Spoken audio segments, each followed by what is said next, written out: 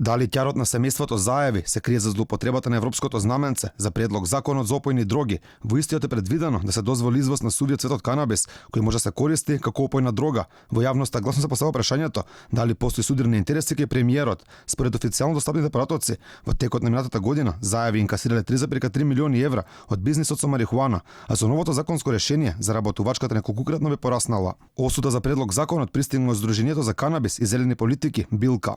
Законот да се сконцентрира на тоа што е целта на легализацијата на канабис во медицински цели. Обезбедување на легални производи од канабис, концентриране извозот на цвет, бидејќи очигледно само бизнес ги занима дорумираме и на апсат. И крајно безобразно и со злоупотреба, законот е поднесен со европско знаменце, со злоупотреба на директивата на Европската унија за психотропни супстанции што нема допирна точка со нашиот закон.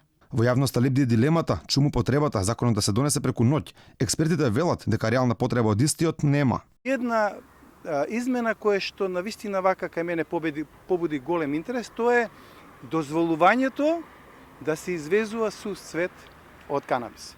Не ја гледам потребата. Волку брзо да се предлага закон и волку брзо да се гледа да се помине законот. Инаку голем број непознаници има во јавноста кои се политиките на власта кога во прашање марихуаната. Имено, власта собира да скрие средбата на премиерот Заев со самопрогласениот крал на марихуаната на Инстаграм Биг Майк, за која јавноста никогаш немаше да дознае да не се пофалеше тој на Инстаграм.